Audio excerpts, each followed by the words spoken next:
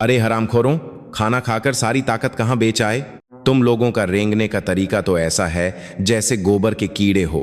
आज तुम सबको फेल कर देने का मन कर रहा है।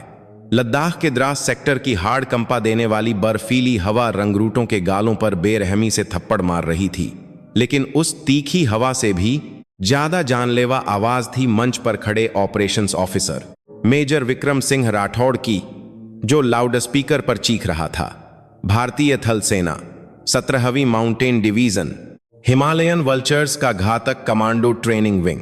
यह जगह इस समय नर्क से भी बदतर थी। लाल टोपी पहने इंस्ट्रक्टर सिपाही चिल्लाते हुए रंगरूटों को कीचड़ में धकेल रहे थे, और इस नज़ारे को देख रहे मेजर राठौड़ के हाथ में ट्रेनिंग स्टिक की बजाय मटन की एक चिकनी हड्डी थी। 17वीं डिवीजन के ट्रेनिंग ग्राउंड की काली मिट्टी पिछली रात हुई बारिश और सिपाहियों के पसीने से एक दलदल बन चुकी थी। पीटी नंबर 8 शरीर मरोड़ को दोहराते हुए सिपाहियों के मुंह से दर्द भरी आहें निकल रही थीं। कोई सिपाही उल्टी कर रहा था तो कोई पैर में ऐंठन होने पर जमीन पर लौट रहा था, और उन पर बरसती इंस्ट्रक्टरों की गालियों की आवाजें मिलकर दिमाग को सुन्न कर रही थीं। लेकिन इस नर्क से बिल्कुल अलग एक दुनिया ट्रेनिंग ग्राउंड के एक कोने में लगे कमांड कंट्रोल टेंट के अंदर मौजूद थी। टेंट के अंदर से पसीने की नहीं, बल्कि भुने हुए गोश्त और तीखी देसी रम की महक आ रही थी। मेजर विक्रम सिंह राठौड़ रंगरूटों की हालत को टीवी शो की तरह देखते हुए पैर पर पैर चढ़ाकर बैठा था। उसके बगल में 2 कैप्टन और 1 सूबेदार ऐसे बैठे थे जैसे वो किसी राजा की सेवा कर रहे हों और उसका जाम भर रहे हों। सर, इस बैच के लड़के बहुत ढीले हैं, इन्हें थोड़ा और रगड़ना पड़ेगा, तभी अक्ल ठिकाने आएगी। कॉम्बैट सपोर्ट कंपनी के कमांडर ने चापलूसी भरी मुस्कान के साथ राठौड़ के खाली गिलास में रम डालते हुए कहा। राठौड़ ने अपने चिकने होंठ पोंछते हुए कहा, आजकल के लौंडे हैं ही ऐसे, स्मार्टफोन और इंटरनेट ने इनका दिमाग खराब कर दिया है। इन्हें लगता है फौज कोई एनसीसी कैंप है। अरे उधर तीसरी प्लाटून वालों की हरकतें देखो, बिल्कुल कबाड़ा हैं। किसी इंस्ट्रक्टर को बोलो कि उनका सिर कीचड़ में डुबोए। जी सर। कैप्टन ने वायरलेस सेट उठाकर इंस्ट्रक्टरों को लगभग अत्याचार जैसा आदेश दिया, जबकि राठौड़ मुंह में कबाब चबाते हुए संतुष्टि से डकार ले रहा था।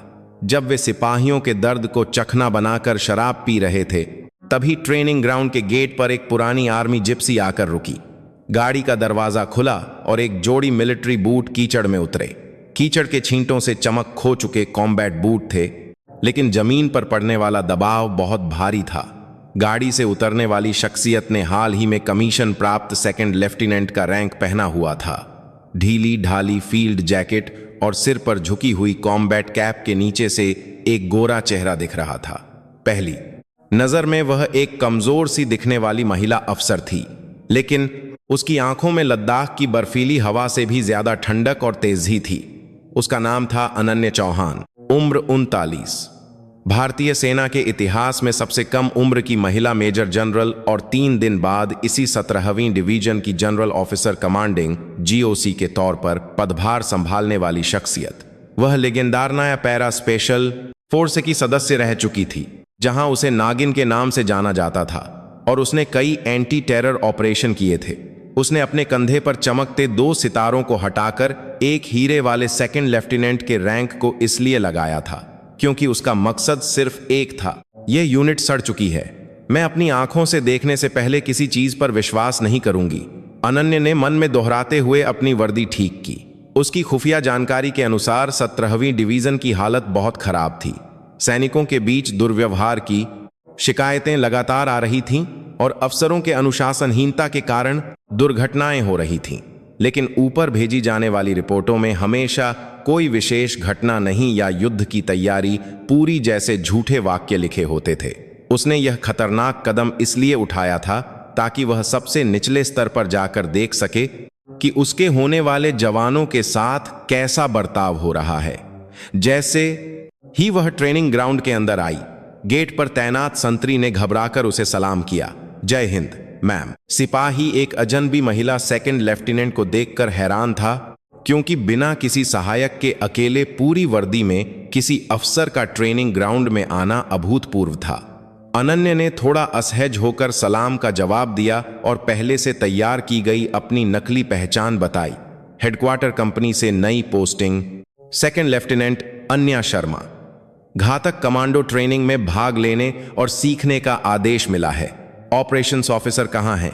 उसकी आवाज धीमी लेकिन साफ थी। संतरी ने झिझकते हुए कमांड कंट्रोल टेंट की ओर इशारा किया। वो बीच वाले टेंट में है मैम, लेकिन अभी उनका मूड ठीक नहीं है। ठीक है, धन्यवाद। अनन्या टेंट की ओर चल पड़ी। हर कदम के साथ ट्रेनिंग ग्राउंड का भयानक दृश्य उसकी आंखों के सामने आ रहा था। दिसंबर की बर्फीली पानी जैसे गड्ढों में लौट रहे सिपाहियों के होंठ बैंगनी पड़ चुके थे। उनकी वर्दी गीली और फटी हुई थी और अपना काम नहीं कर पा रही थी। बिना किसी सुरक्षा उपकरण के रस्सी पर चढ़ते सिपाहियों के चेहरों पर खौफ था। नियमों के मुताबिक इस समय आराम का समय होना चाहिए था, लेकिन इंस्ट्रक्टर लगातार सीटी बजा रहे थे। टेंट के पास पहुंचते ही शराब की तेज गंध उसकी नाक में चुभ गई। अनन्या की भौहें तन गईं। उसे पैरा एसएफ के दिनों में दुश्मन के इलाके में कई रातें जागकर बिताने से भी ज्यादा घिनौना यह पल लग रहा था। उसने एक गहरी सांस ली और टेंट का पर्दा उठाया। Jai Hind sir. Reporting second lieutenant Anya Sharma. आज से घातक कमांडो ट्रेनिंग में शामिल होने का आदेश मिला है। टेंट के अंदर का माहौल पल भर में जम गया। रम के गिलास उठाते हुए कैप्टनों के हाथ रुक गए और कबाब चबा रहे मेजर विक्रम राठौड़ की नजरें अनन्या पर टिक गईं। राठौड़ ने मुंह में भरा हुआ गोश्त थूके बिना उसे ऊपर से नीचे तक घूर कर देखा। उसकी नजरें बाजार में किसी चीज का मोल भाव करने वाली घिनौनी और चिपचिपी थीं। ये क्या है अन्या? अच्छा, तो वो नई आने वाली लेडी ऑफिसर तुम हो? राठौड़ ने कुर्सी पर टेढ़े बैठे हुए टूथपिक से अपने दांत कुरेदते हुए कहा। उसने सलाम का जवाब देना तो दूर, उसकी तरफ देखा तक नहीं।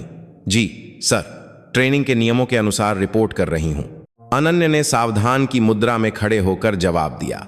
उसकी नजरें राठौड़ की अस्त व्यस्त वर्दी और मेज पर बिखरी शराब की बोतलों को स्कैन कर रही थीं। राठौड़ ने हंसते हुए कहा, अरे कैप्टन्स, सुना तुम लोगों ने? ट्रेनिंग के नियम। मैडम, यह कोई स्कूल नहीं है और औरतें भला क्या कमांडो ट्रेनिंग करेंगी? तुम जैसी लड़कियों का ऑफिस में बैठकर चाय बनाना ही देश की रक्षा के लिए काफी है, समझी? राठौड़ की बात पर आसपास के अफसर हंसने लगे। यह साफ तौर पर लैंगिक भेदभाव और एक सीनियर का अपमान था, लेकिन अनन्या के चेहरे पर कोई भाव नहीं बदला। उसके अंदर उस मेज को पलटने और राठौड़ के जोड़ों को तोड़ने की तीव्र इच्छा हो रही थी, लेकिन उसने अपनी मुट्ठी भींचकर खुद को रोका। अभी समय नहीं आया था। फौज में मर्द और औरत का कोई भेद नहीं होता। सर, मैं भी बाकी लोगों की तरह ही ट्रेनिंग लूंगी। अनन्या के दृढ़ जवाब पर राठौड़ का चेहरा बिगड़ गया। उसने चिढ़कर हाथ हिलाया। ओ, जबान तो देखो कैंची की तरह चलती है। बहुत गर्मी चढ़ी है। ठीक है, करके दिखाओ, लेकिन अगर रोते हुए घर भेजने की भीख मांगी तो याद रखना, कोई रहम नहीं करेगा। राठौड़ अपनी जगह से उठा और धीरे धीरे अनन्या के पास आया। शराब की तेज बदबू आ रही थी। उसने अनन्या के कंधे पर थपथ पाते हुए उसके कान में धीमी और घिनौनी आवाज में फुसफुसाया, वर्दी थोड़ी ढीली है, फिटिंग ठीक नहीं है। मैं बाद में तुम्हारी पोस्चर ठीक करने में मदद करूंगा। शरीर लचीला होगा तभी तो कमांडो ट्रेनिंग अच्छी होगी। यह साफ तौर पर यौन उत्पीड़न था। अनन्या की आंखें तीखी हो गईं। पैरा एसएफ के दिनों में दुश्मन का गला काटने से ठीक पहले जैसी जानलेवा ठंडक उसके पूरे शरीर में दौड़ गई।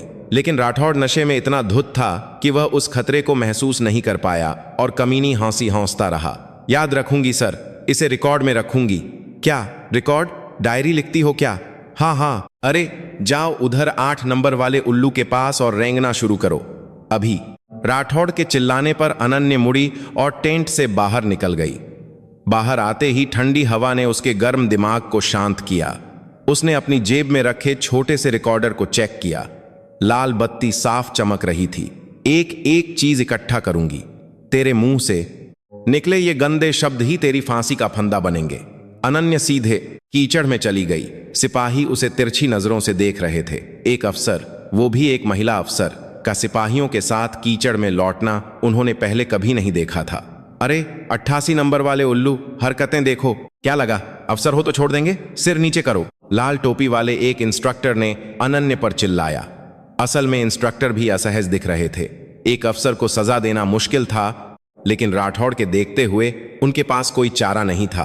अनन्या ने बिना कुछ कहे कीचड़ में अपना सिर झुका दिया। ठंडा गंदा पानी उसकी नाक और मुंह में घुस रहा था, लेकिन वह हिली तक नहीं। उसके बगल में एक सिपाही हाँफ रहा था। कीचड़ से स्नेह उसके नेम प्लेट पर सिपाही रोहन कुमार लिखा था। उसने सिर झुकाए हुए संघर्ष कर रही अनन्य को देखकर धीमी आवाज में कहा, मैम आप ठीक हैं? थोड़ा होशियारी से कीजिए, वो कमीना, मेरा मतलब है ऑपरेशंस ऑफिसर अभी नशे में है, ज्यादा मेहनत करेंगी तो चोट लग जाएगी। अनन्य ने सिर थोड़ा घुमाकर रोहन को देखा। एक नौजवान सिपाही, उसके होंठ फटे हुए थे और खून बह रहा था, लेकिन उसकी आंखों में अपने से ज्यादा एक नई अफसर के लिए चिंता थी। अनन्य ने कीचड़ के बीच हल्की सी मुस्कान दी। मैं ठीक हूं, मैं एक फौजी हूं, जो तुम लोग करोगे वो मैं भी करूंगी, लेकिन फिर भी आप एक महिला अफसर हैं। मैम, वो आदमी औरत समझकर और ज्यादा तंग करेगा। अभी थोड़ी देर पहले प्लाटून कमांडर से, अरे 88 नंबर 89 नंबर, बातें बंद, आगे लेट पीछे लेट। इंस्ट्रक्टर की सीटी ने उनकी बातचीत को रोक दिया। अनन्य और सिपाही रोहन कुमार फिर से कीचड़ भरे मैदान में लौटने लगे। 1 घंटा 2 घंटे समय बीतने के साथ ट्रेनिंग और भी जानलेवा होती गई। राठौड़ टेंट से बाहर निकलकर एक कुर्सी पर बैठ गया और उन्हें ऐसे देखने लगा जैसे कोई कुत्तों की लड़ाई देख रहा हो। ओए सेकंड लेफ्टिनेंट, तुम्हारे कूल्हे बहुत ऊपर हैं, इसीलिए बच्चे पैदा नहीं कर पाओगी, और नीचे करो। राठौड़ की अपमानजनक बातें लाउड स्पीकर के जरिए पूरे ट्रेनिंग ग्राउंड में गूंज रही थीं। सिपाहियों के चेहरे बिगड़ गए। ये बातें सुनने में उन्हें भी बहुत खराब लग रही थीं, लेकिन अनन्य चुपचाप आदेशों का पालन करती रही। उसकी कॉम्बैट ड्रेस फट चुकी थी और कीचड़ से सनी हुई थी। उसकी असली शक्ल पहचानना मुश्किल था। उसकी हथेलियां छिल गई थीं और खून बह रहा था और घुटनों में तेज दर्द हो रहा था, लेकिन उसकी मुद्रा में कोई कमी नहीं आई थी। भले ही उसकी शारीरिक ताकत एक्टिव सर्विस के दिनों से कम हो गई हो, लेकिन उसकी मानसिक शक्ति अभी भी एक top tier special forces leader जैसी ही थी। जब सूरज ढलने लगा और पहाड़ों की परछाइयां लंबी होने लगीं, तो थोड़ी देर के लिए आराम का समय दिया गया। सिपाही जमीन पर गिरकर जोर जोर से सांस लेने लगे। अनन्य एक पेड़ के तने से टिककर अपनी सांसों को नियंत्रित कर रही थी। तभी सिपाही रोहन कुमार ने अपनी पानी की बोतल आगे बढ़ाई। पी लीजिए। मैम, यह नहीं पिएंगी तो डिहाइड्रेशन हो जाएगा। अनन्य ने रोहन की दी हुई बोतल से पानी पिया। पानी में मिट्टी का स्वाद आ रहा था और वह गुनगुना था, लेकिन उसे अमृत जैसा लगा। शुक्रिया रोहन, लेकिन क्या मेजर राठौड़ हमेशा ऐसा ही करता है? उसने धीरे से पूछा।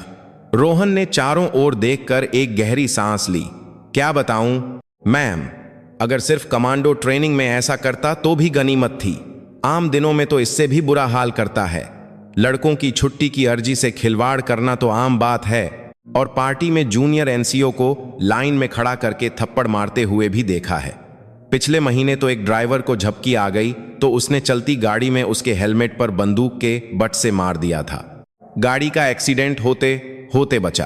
अनन्य की आंखें ठंडी पड़ गईं। स्थिति उसकी सोच से कहीं ज्यादा गंभीर थी। यह सिर्फ अनुशासनहीनता नहीं, बल्कि आपराधिक कृत्य थे। कंपनी कमांडर या बटालियन कमांडर को रिपोर्ट नहीं करते, कंपनी कमांडर की कोई नहीं सुनता। मैम, ऑपरेशंस ऑफिसर अपने सीनियरिटी से सबको दबा देता है और रेजिमेंटल कमांडर से अपनी दोस्ती का ढिंढोरा पीटता है, इसलिए कोई उससे पंगा नहीं लेना चाहता। हम जैसे सिपाही तो बस अपनी सर्विस खत्म होने का इंतजार करते हुए चुपचाप जीते हैं। रोहन की बातों में गहरी निराशा थी। देश की रक्षा के लिए अपनी जवानी कुर्बान करने वाले ये नौजवान दुश्मन से लड़ने से पहले ही अपने ही अफसरों के अत्याचार से टूट रहे थे। अनन्य का दिल भारी हो गया। उसने पानी की बोतल वापस करते हुए रोहन का कंधा मजबूती से पकड़ा। बस थोड़ा और सब्र करो, जल्द ही सब बदलेगा। जी मैम, क्या बदलेगा? सब कुछ, हवा का रुख बदलेगा। अनन्य की बात खत्म होते ही राठौड़ की चीख फिर से सुनाई दी। अरे अन्या, इधर आ, मेरे कंधे दुख रहे हैं, आकर मालिश कर। एक सेकंड लेफ्टिनेंट का काम अपने सीनियर की सेहत का ध्यान रखना भी होता है, यह भी ड्यूटी है, ड्यूटी। टेंट की ओर देखती हुई अनन्य की आंखों से नीली आग निकल रही थी। वह अपनी जगह से उठी। सूखी मिट्टी उसकी वर्दी से झड़ रही थी। जा रही हूं, अनन्य ने बस इतना कहा और राठौड़ की ओर चल पड़ी। उसकी चाल अब किसी नई अफसर की अनाड़ी चाल नहीं थी, बल्कि शिकार से पहले एक भूखे शेर की खामोश और खतरनाक चाल थी। सिपाही रोहन कुमार उसकी दूर जाती पीठ को देखते हुए एक अनजानी सिहरन महसूस कर रहा था। हवा सच में बदल रही थी। लद्दाख की ठंडी हवा में एक गर्म आग की लपट घुल रही थी। अनन्य टेंट के अंदर दाखिल हुई। राठौड़ एक कैंप बेड पर लेटा हुआ था और अपनी शर्ट के बटन खोले हुए था। आह, बदन टूट रहा है। अरे, वहां खड़ी क्या हो? जल्दी आकर यहां मालिश करो, देखें तो तुम्हारे हाथों में कितना दम है। अनन्या धीरे धीरे उसके पास गई और ठीक उसके सिर के पास खड़ी हो गई। उसने उसे नीचे देखते हुए कहा, मेजर विक्रम राठौड़, क्या यह आदेश युद्ध अभ्यास से संबंधित एक जायज आदेश है क्या? ये पागल औरत दिमाग फिर गया है क्या? जो कहा है वो कर, बकवास मत कर। अपना करियर खराब करना चाहती है क्या? तेरी वर्दी उतरवाना मेरे लिए चुटकियों का खेल है। राठौड़ अचानक उठकर अनन्या का कॉलर पकड़ने के लिए आगे बढ़ा। उसी पल अनन्या का हाथ बिजली की तेजी से घूमा। एक खट की आवाज के साथ राठौड़ की कलाई हवा में ही पकड़ ली गई। छोड़ो इसे, राठौड़ दर्द से चीखा, लेकिन अनन्या की पकड़ उसकी कल्पना से कहीं ज्यादा मजबूत थी। उसने राठौड़ की कलाई को लगभग कुचलते हुए धीमी आवाज में कहा, मेरी वर्दी उतरवाना तुम्हारी औकात से बाहर की बात है, लेकिन तुम्हारी वर्दी मैं वादा करती हूं अपने हाथों से तार तार कर दूंगी। इंतजार करना। तुम यह बगावत कर रही हो। मिलिट्री पुलिस को बुलाओ। अनन्या ने उसकी कलाई को झटके से छोड़ दिया। राठौड़ अपना संतुलन खोकर बेड पर गिर पड़ा। अनन्या ने उसे घृणा भरी नजरों से देखा और बिना पीछे मुड़े टेंट से बाहर निकल गई। रात को संभल कर रहना मेजर, 3 दिन बाद मिलते हैं। उसके आखिरी शब्द रात की हवा में घुल गए, लेकिन वह ठंडी चेतावनी राठौड़ के कानों में गूंजती रही। राठौड़ ने गुस्से में शराब की बोतल फेंक दी। इस पागल औरत को मैं देख लूंगा। कल कमांडो कोर्स में इसे आधा अधूरा न बना दिया तो मेरा नाम नहीं। लेकिन राठौड़ को सपने में भी अंदाजा नहीं था कि उसने जिसे छेड़ा है वह 17वीं डिवीजन जैसे विशाल संगठन की चोटी पर बैठने वाली कमांडर है। और 3 दिन बाद वह परेड ग्राउंड के मंच पर नहीं बल्कि नर्क के दरवाजे पर खड़ा होगा। रात गहराने पर ट्रेनिंग ग्राउंड में सन्नाटा छा गया। सिपाही थककर सो चुके थे, लेकिन अनन्या नहीं सोई थी। उसने टेंट के अंदर एक छोटी सी डायरी निकाली और उसमें कुछ लिखने लगी। यह सिर्फ एक नोट नहीं था, यह 17वीं डिवीजन को खा रहे कैंसर के ट्यूमर को काटने के लिए एक सर्जिकल प्लान था। हिमालयन वल्चर्स का सितारा सबसे निचले स्तर से सबसे ज्यादा चमकने के लिए तैयार हो चुका था। सुबह 5:30 बजे लद्दाख में सर्दियों का सूरज देर से उगता है, जब चारों ओर अभी भी घना अंधेरा था। बिगुल की तीखी आवाज कानों में चुभी। टेंट के अंदर की हवा इतनी ठंडी थी कि पाला जम गया था। सिपाही दर्द भरी आवाजों के साथ उठे। उनके शरीर की हर मांसपेशी में दर्द था, लेकिन देर करने की गुंजाइश नहीं थी। वे जानते थे कि थोड़ी भी देर हुई तो कल से भी बदतर नर्क का सामना करना पड़ेगा। अनन्या ने अपना कंबल तह किया और कॉम्बैट बूट पहने। उसके पैर सूजे हुए थे और बूट के फीते बांधना भी एक मुश्किल काम था, लेकिन उसके हाथों में कोई हिचकिचाहट नहीं थी। वह टेंट से बाहर निकली और ठंडी सुबह की हवा को अपने फेफड़ों में भरा।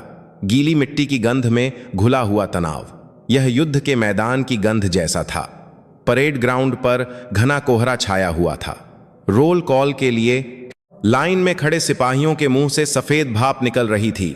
मंच पर कल रात शराब पीने वाला मेजर विक्रम राठौड़ लाल सूजी हुई आंखों के साथ खड़ा था। हैंगओवर के कारण हो या गुस्से के, उसका चेहरा कल से भी ज्यादा खूंखार लग रहा था। उसने अपनी जेब में हॉट पैक डालते हुए कांपते हुए सिपाहियों को घृणा से देखा। पूरी परेड सावधान, चेक करो, रात में कोई भागा तो नहीं। ड्यूटी ऑफिसर की रिपोर्ट खत्म होने के बाद राठौड़ ने माइक पकड़ा। कल की ट्रेनिंग का हाल देखकर तो मजा ही आ गया, खासकर एक अफसर का सिपाहियों के सामने गिड़गिड़ाना देखकर मेरा तो खून खौल गया। आज के लिए तैयार रहना। जिनका दिमाग सड़ा हुआ है उन्हें मैं खुद ठीक करूंगा। उसकी नजरें ठीक सामने की लाइन में खड़ी अनन्या पर टिकी थीं। अनन्या ने बिना पलक झपकाए सामने देखा। राठौड़ के होठों पर एक कड़वी मुस्कान आई। आज सुबह का काम है माउंटेन ऑब्स्टेकल कोर्स। जो भी फेल हुआ उसे आज खाना नहीं मिलेगा। मूव। हिमालयन वल्चर्स के घातक ट्रेनिंग विंग का माउंटेन ऑब्स्टेकल कोर्स अपनी क्रूरता के लिए कुख्यात था। सीधी खड़ी चट्टानें और उनके बीच लटकती हुई खतरनाक रस्सियां सुरक्षा उपकरण थे, लेकिन पैर फिसलने पर चट्टानों से टकराकर हड्डियां टूटना आम बात थी। पहला कोर्स था सिंगल रोप क्रॉसिंग।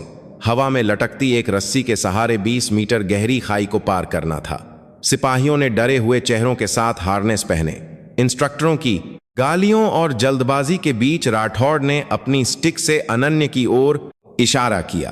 अरे अन्या, सेकंड लेफ्टिनेंट, तुम डेमो दिखाओ। एक ट्रेनी, वो भी हाल ही में आई एक महिला अफसर को डेमो दिखाने के लिए कहना साफ तौर पर उसे परेशान करना था। सिपाहियों में खुसर फुसर होने लगी, लेकिन अनन्य चुपचाप आगे बढ़ी। जी सर। उसने बड़ी कुशलता से अपना कैराबिनर रस्सी में फंसाया। दस्ताने पहने हाथों ने जिस तरह रस्सी को पकड़ा, वह किसी नौसिखिए का नहीं लग रहा था। तैयार, शुरू। इंस्ट्रक्टर के आदेश के साथ अनन्य ने हवा में छलांग लगा दी।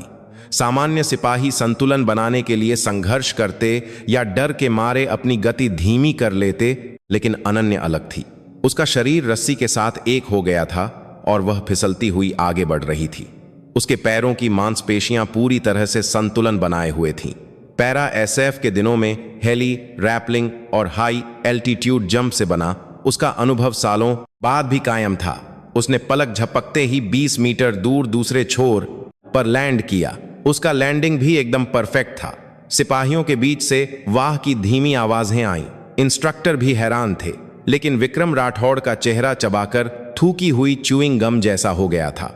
उसने उम्मीद की थी कि महिला अफसर रस्सी पर लटक कर चीखेगी या बुरी तरह से संघर्ष करेगी। अरे अन्या, वापस आओ, राठौड़ ने लाउड स्पीकर पर चिल्लाया।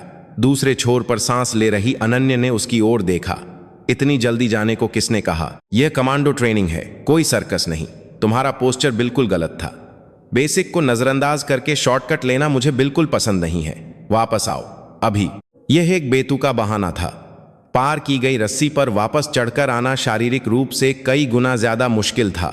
सिपाहियों ने गुस्से से राठौड़ को देखा, लेकिन उसने कोई परवाह नहीं की। अनन्य ने फिर से रस्सी पकड़ ली। उसकी आंखें ठंडी पड़ गईं। आदेश का पालन कर रही हूं सर। वह सिर्फ अपनी बाहों की ताकत से रस्सी को खींचते हुए उल्टी दिशा में बढ़ने लगी।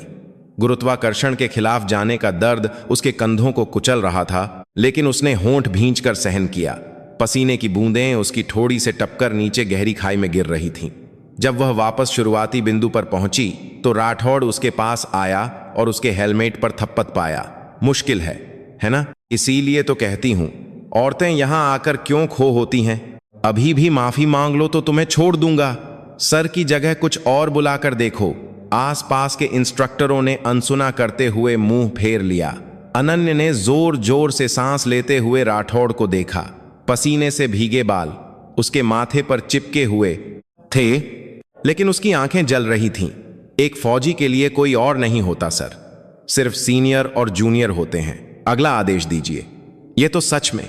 राठौड़ ने हाथ उठाने की कोशिश ही की थी कि पीछे से एक धड़ाम की आवाज के साथ चीख सुनाई दी।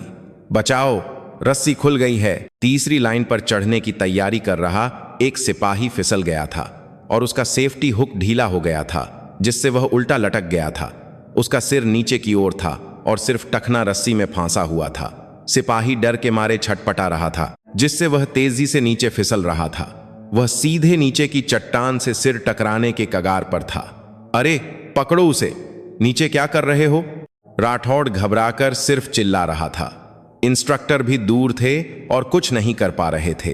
तभी अनन्य जमीन से उछली। हटो, उसने बिना किसी हिचकिचाहट के चट्टान के किनारे से छलांग लगा दी।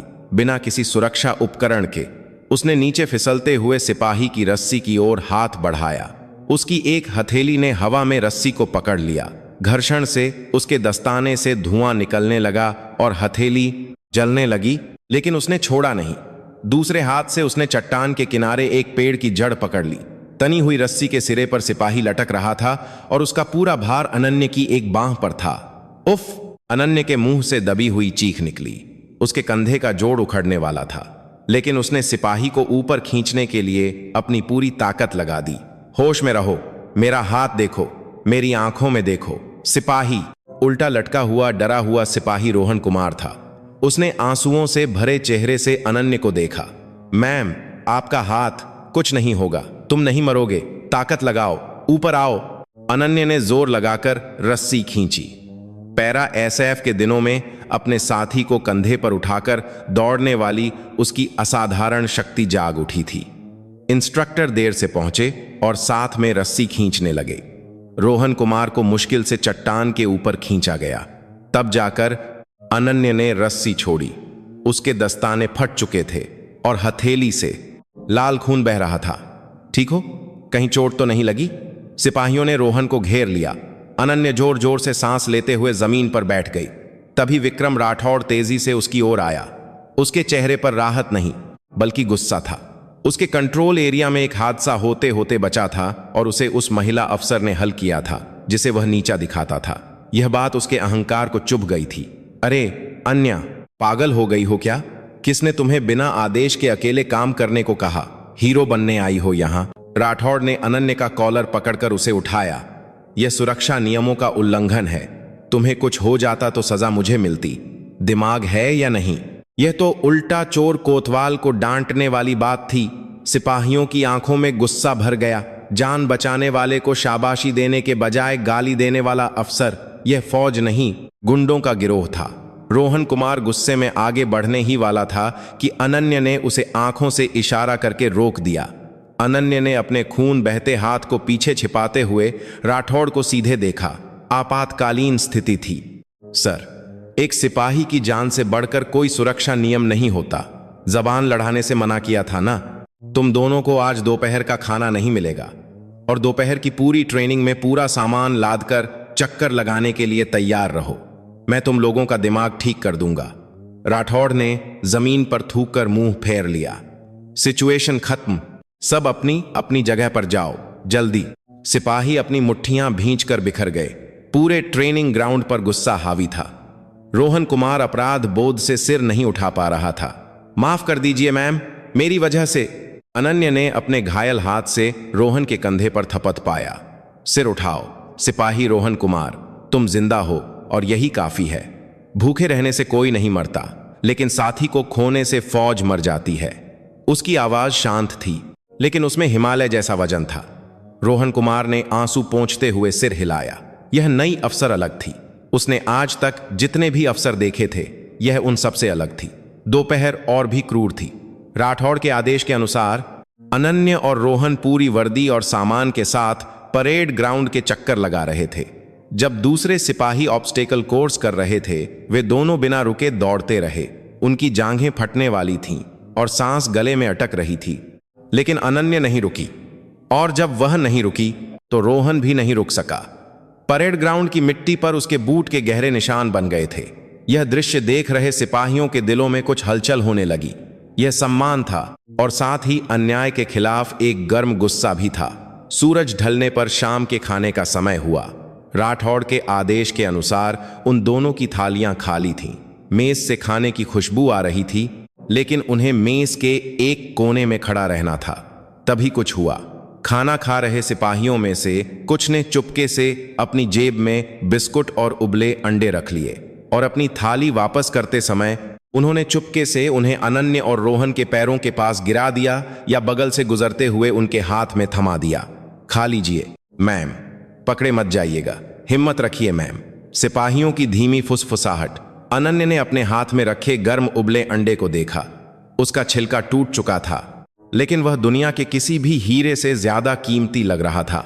उसे अपने सीने में एक अजीब सी गर्माहट महसूस हुई।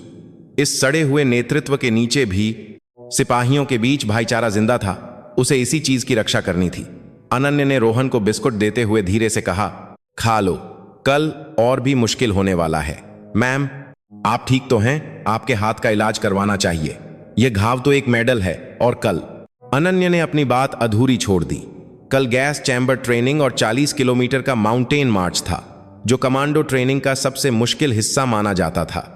और उस मार्च के खत्म होने के बाद उसकी गौक की नियुक्ति समारोह का इंतजार था। उस रात अनन्य मेडिकल पोस्ट पर नहीं गई। इसके बजाय उसने टेंट में अपने हाथ पर बैंडेज लगा लिया। घाव में दर्द हो रहा था, लेकिन यह दर्द उसे और भी चौकन्ना बना रहा था। उसने अपनी डायरी निकाली। ऑपरेशंस ऑफिसर विक्रम राठौड़, सुरक्षा में लापरवाही, जूनियर पर जिम्मेदारी डालना, अत्याचार और भोजन पर रोक। एक और जुर्म जुड़ गया था। उसने पेन को जोर से दबाकर लिखा। टेंट के बाहर अभी भी राठौड़ और दूसरे अफसरों की शराब पार्टी का शोर आ रहा था। देखा था उस औरत को रस्सी पकड़कर लटकते हुए। बड़ी जिद्दी है, कल गैस चैम्बर में उसके आंसू और नाक सब निकलवा देंगे। क्या कहते हो, उसके गैस मास्क का फिल्टर खराब वाले से बदल दें? उनकी बातें अनन्य के कानों तक पहुंच रही थीं। उसने अपने छोटे रिकॉर्डर का बटन फिर से चेक किया। सारे सबूत इकट्ठा हो रहे थे। हाँ, जितना हंसना है हंस लो। तुम्हारी हंसी को चीखों में बदलने में ज्यादा समय नहीं लगेगा। अनन्य ने अपना बैग फिर से पैक किया।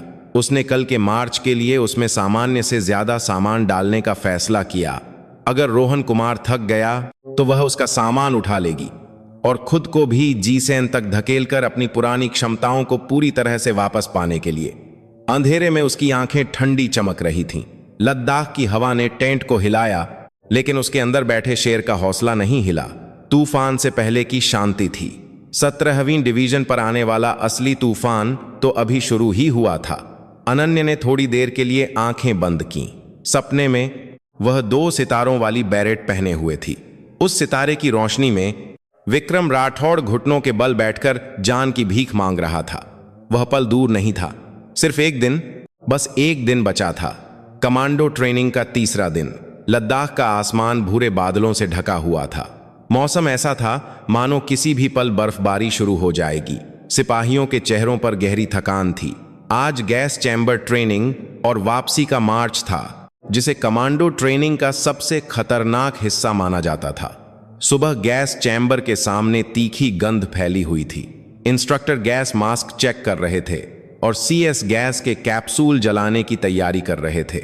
विक्रम राठौड़ बिना मास्क के दूर एक कमांड व्हीकल के पास खड़ा कॉफी पी रहा था। चलो, आज का मेन इवेंट। अंदर जाकर जब तक राष्ट्रगान पूरा नहीं गाओगे, बाहर नहीं निकलोगे। और जो कोई होशियारी दिखाएगा, उसका फिल्टर निकालकर 1 मिनट तक सांस रोकने की सजा मिलेगी, समझे? कंट्रोलर के चिल्लाने पर सिपाहियों ने जी सर में जवाब दिया। अनन्य ने अपना केक गैस मास्क कमर पर बांधा और लाइन में खड़ी हो गई। उसके बगल में खड़ा रोहन कुमार घबराहट के मारे कांप रहा था। मैम, मैंने ऑपरेशंस ऑफिसर को इंस्ट्रक्टर को कुछ इशारा करते देखा था। पक्का उन्होंने आपके गैस मास्क के साथ कोई छेड़छाड़ की है। आप मेरा वाला ले लीजिए, रोहन ने चिंता भरी नजरों से कहा। अनन्य ने सिर हिलाया। कोई बात नहीं, तुम चिंता मत करो। मैं अपने उपकरणों की जिम्मेदार खुद हूं। उसने पहले ही चेक कर लिया था कि उसके मास्क का एग्जॉस्ट वाल्व थोड़ा खराब किया गया है। यह एक घटिया चाल थी ताकि गैस अंदर आ सके, लेकिन पैरा SF के दिनों में असली नर्व गैस की ट्रेनिंग झेल चुकी अनन्य के लिए आंसू गैस को अपनी इच्छा शक्ति से सहना मुमकिन था। दरवाजा खुला और अनन्य और बाकी सिपाही गैस चैम्बर के अंदर चले गए। दरवाजा बंद होते ही धुएं ने सब कुछ ढक लिया। सांस लेते ही फेफड़े जलने लगे। सिपाही खांसते हुए जमीन पर लौटने लगे। नाक और आंखों से पानी बह रहा था और पूरा माहौल एक तबाही जैसा था। फिल्टर निकालो, राष्ट्रगान शुरू। इंस्ट्रक्टर के आदेश पर सिपाहियों ने रोते रोते अपने फिल्टर निकाले।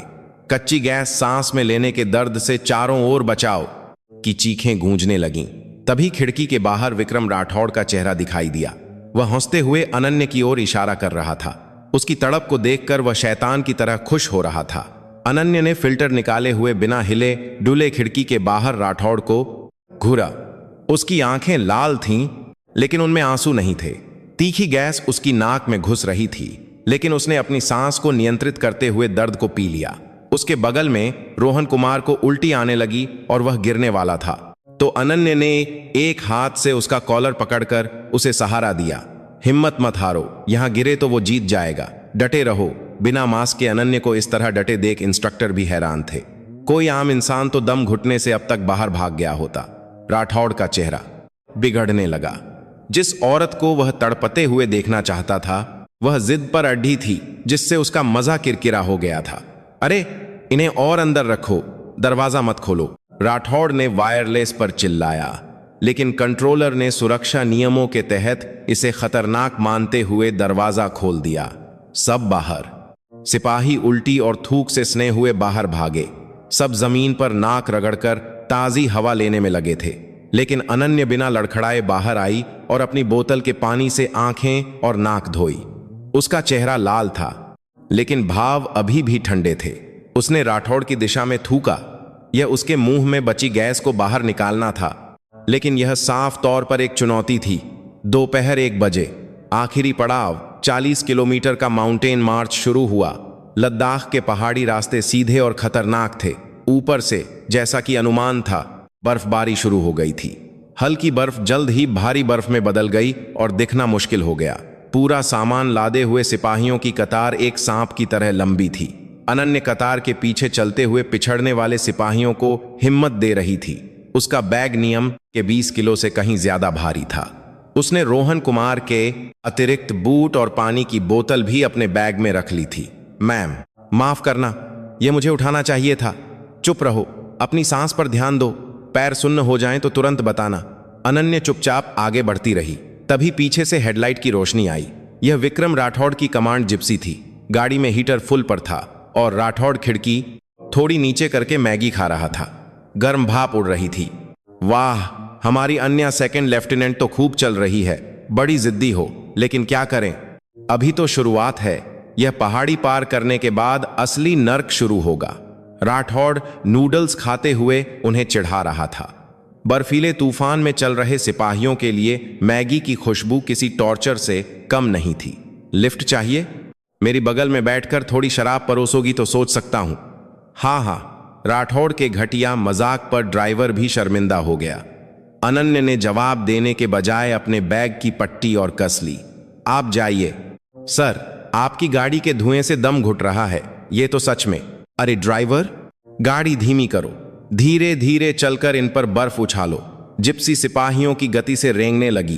पहियों से उड़ती हुई कीचड़ और बर्फ सिपाहियों की वर्दी पर पड़ रही थी, लेकिन कोई कुछ नहीं कह सकता था। वे बस चुपचाप चलते रहे। रात 10 बजे। तापमान -15 डिग्री तक गिर गया था। हाड़ कंपा देने वाली ठंड वर्दी के अंदर घुस रही थी। सिपाहियों की भौहों और पलकों पर पाला जम गया था। कतार के बीच से एक आह की आवाज के साथ एक सिपाही गिर गया। उसके पैर में ऐंठन हो गई थी और वह पूरी तरह से थक चुका था। Casualty, casualty. आसपास के सिपाही घबरा गए। मेडिकल व्हीकल पहले ही भर चुका था। राठौड़ की जिप्सी रुकी। उफ, मुसीबत, इसे यहीं छोड़ दो। पीछे आने वाली गाड़ी में डाल देना। समय बर्बाद मत करो, चलते रहो। राठौड़ ने बिना खिड़की खोले लाउडस्पीकर से कहा। गिरा हुआ सिपाही रोते हुए उठने की कोशिश कर रहा था, लेकिन उसके पैर काम नहीं कर रहे थे। तभी अनन्य उसके पास आई। बैग उतारो। उसने गिरे हुए सिपाही का बैग उठाकर अपने बैग के ऊपर रख लिया, फिर अपनी राइफल रोहन को देकर उस सिपाही को सहारा देकर उठाया। मैम, नहीं, आपका बैग पहले ही बहुत भारी है। चुप रहो, कोई पीछे नहीं छूटेगा, हम साथ चलेंगे।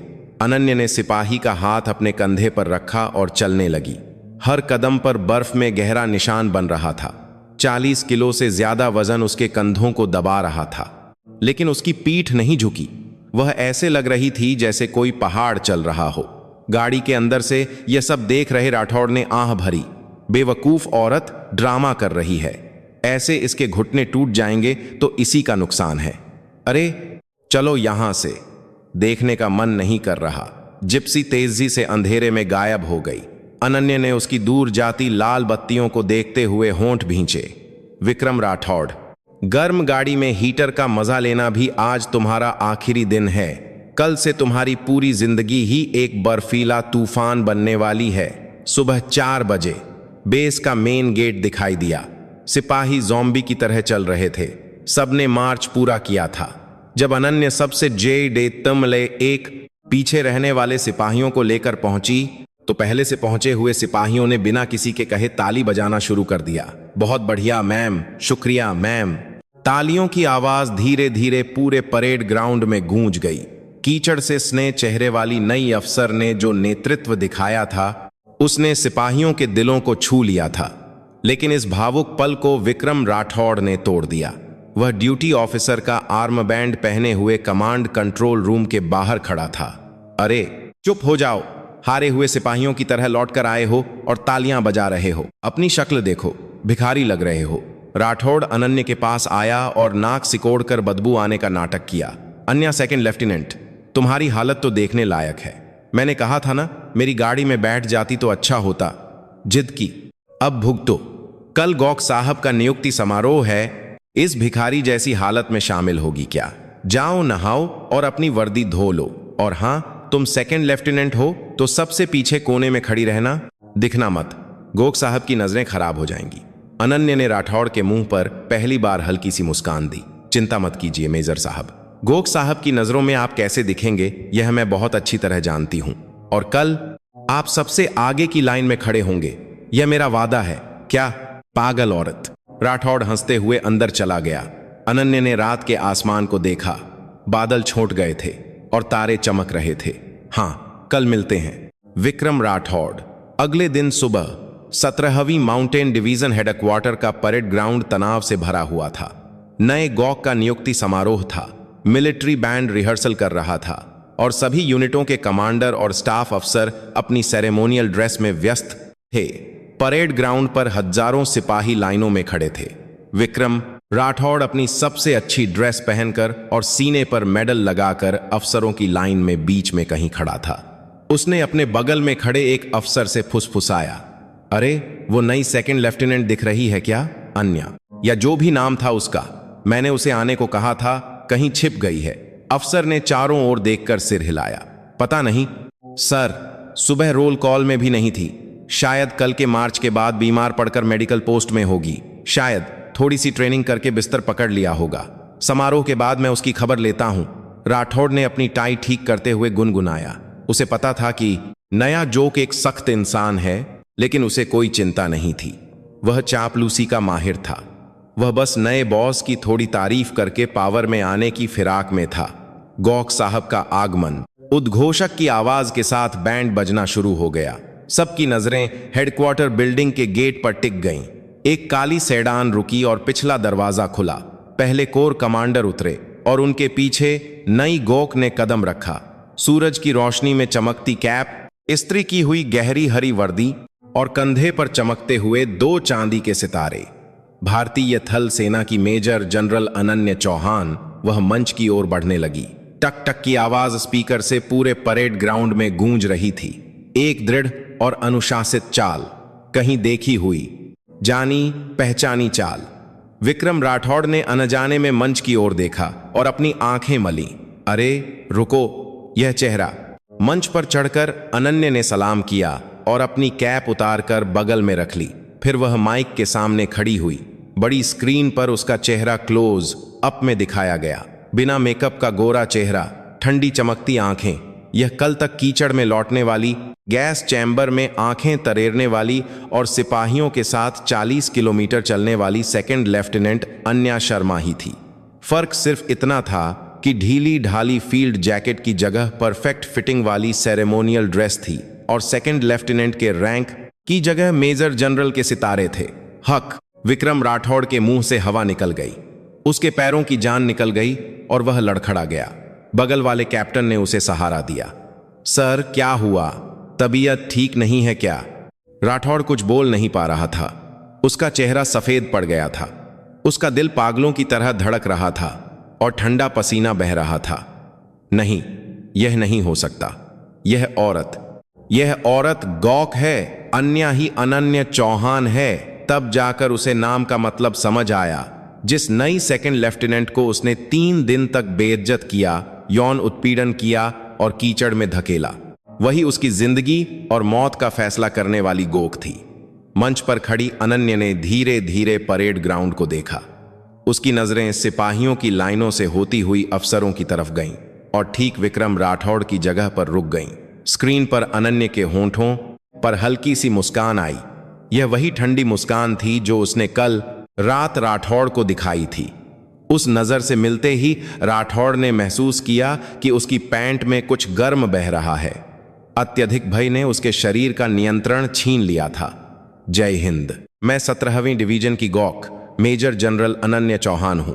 उसकी आवाज परेड ग्राउंड में गूंज उठी। यह कल तक सुनी हुई आवाज ही थी। सिपाहियों के बीच भी खुसर फुसर होने लगी।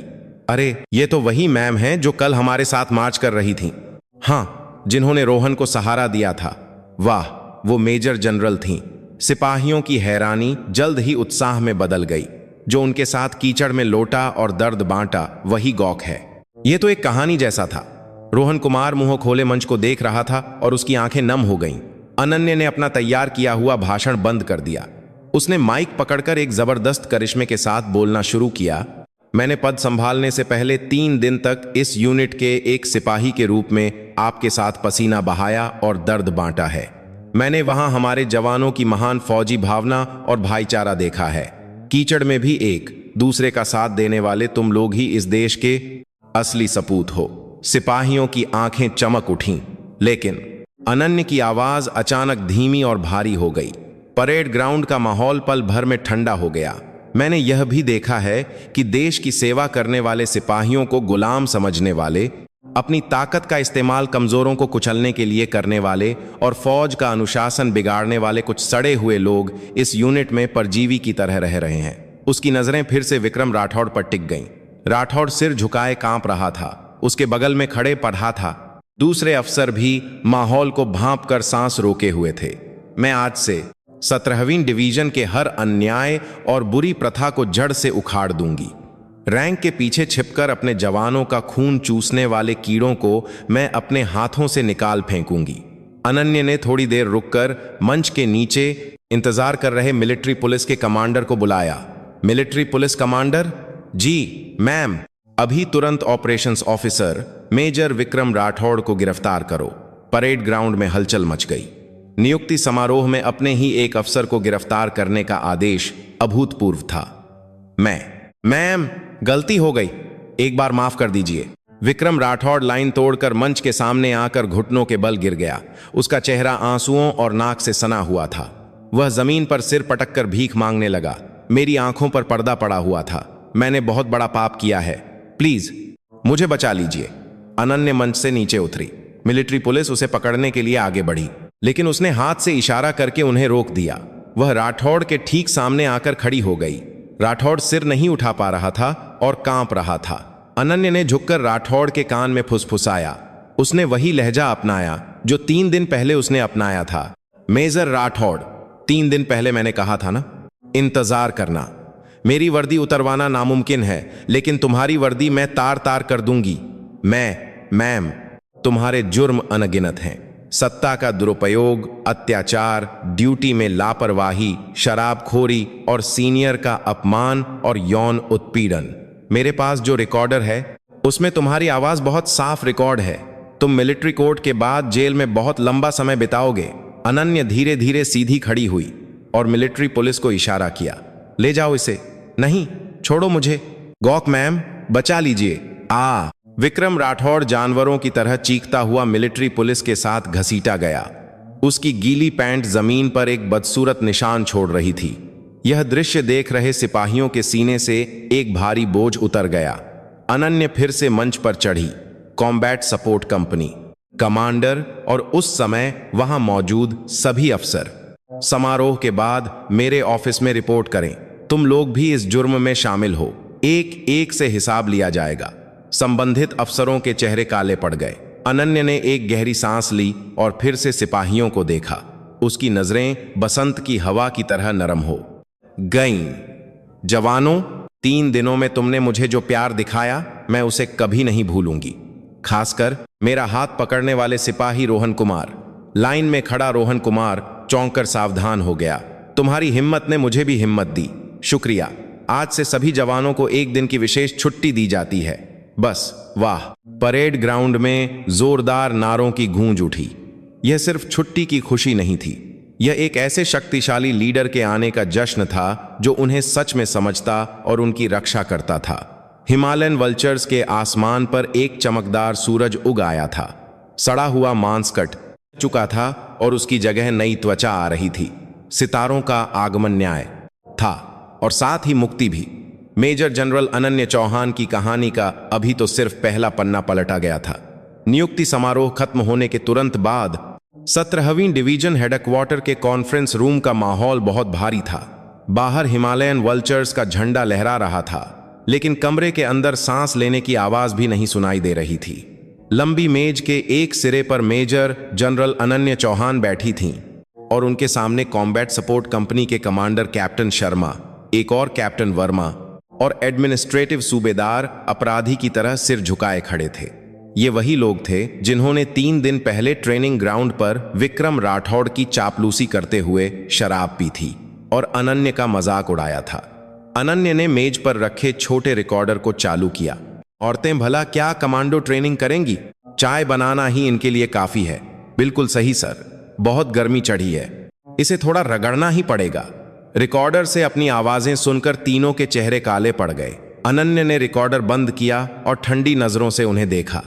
एक फौजी की इज्जत को मिट्टी में मिलाकर और अपने जवानों को मौत के मुंह में धकेलकर शराब पीने में कैसा लगा? मैम, वो ऑपरेशंस ऑफिसर ने कहा था, इसीलिए मजबूरन कैप्टन शर्मा ने दबी आवाज में बहाना बनाने की कोशिश की। अनन्य ने मेज पर जोर से हाथ मारा। कायर, अफसर होकर बहाना बनाते हो?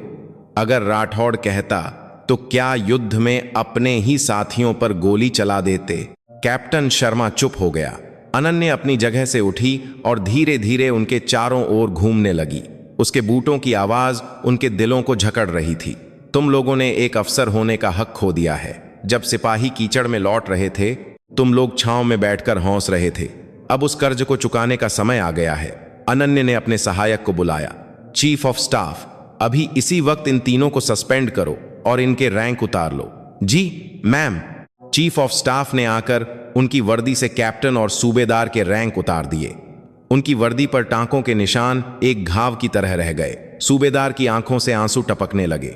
30 साल की फौजी जिंदगी का सम्मान एक पल में खत्म हो गया था। रो मत, रोने की ताकत है तो चीखो। अब तुम लोगों के लिए एक विशेष ट्रेनिंग शुरू होगी और इंस्ट्रक्टर मैं हूं। दोपहर 2 बजे परेड ग्राउंड के एक कोने में बने पीटी एरिया में सभी सिपाही अपने बैरकों में आराम कर रहे थे, लेकिन 3 अफसर अपने गले में ट्रेनी का बोर्ड लटकाए खड़े थे। उनके सामने ट्रैक सूट में अनन्य चौहान खड़ी थीं। तुम लोगों ने सिपाहियों से जो पीटी नंबर 8 शरीर मरोड़ करवाया था, अब वही 100 बार करो गिनती के साथ। 1, 2। तीनों ने रोते रोते कीचड़ में लेटना शुरू किया। उन्होंने हमेशा सिपाहियों से यह करवाया था, लेकिन खुद किए हुए जमाना हो गया था। 10 बार के बाद ही उनका पेट फटने लगा और 20 बार होते होते चीखें निकलने लगीं। शराब और चिकने खाने से भरे उनके पेट हिल रहे थे। उफ, मैम, बचा लीजिए। कैप्टन वर्मा ने पसीने से लथपथ होकर भीख मांगी। अनन्य ने हाथ बांधे हुए उन्हें देखा। आवाज कम है। सिपाही इस दर्द में भी राष्ट्रगान गाते थे। यह वही नजारा है जिसे तुम लोग 3 दिन पहले हौंसते हुए देख रहे थे। खुद करने पर मजा नहीं आ रहा क्या? अनन्य ने सीटी बजाई। हरकत बंद, सब उठो। सामने वाली पहाड़ी की चोटी को छूकर वापस आओ। जो आखिरी आएगा वह एक चक्कर और लगाएगा। तीनों लड़खड़ाते हुए दौड़ने लगे। उनकी सांस फूल रही थी और पैर कांप रहे थे। वे कई बार गिरे। बैरक की खिड़कियों से यह नजारा देख रहे सिपाही हैरान थे। अरे देखो, कंपनी कमांडर और सूबेदार साहब को रगड़ा जा रहा है। वाह गौक, मैम खुद रगड़ रही हैं, कमाल है। सिपाहियों की आंखों में अब सिर्फ मजा नहीं बल्कि श्रद्धा थी। उन्हें परेशान करने वाले अफसरों को सजा मिलते देखना किसी भी फिल्म से ज्यादा रोमांचक था। सूरज ढलने तक ट्रेनिंग नहीं रुकी।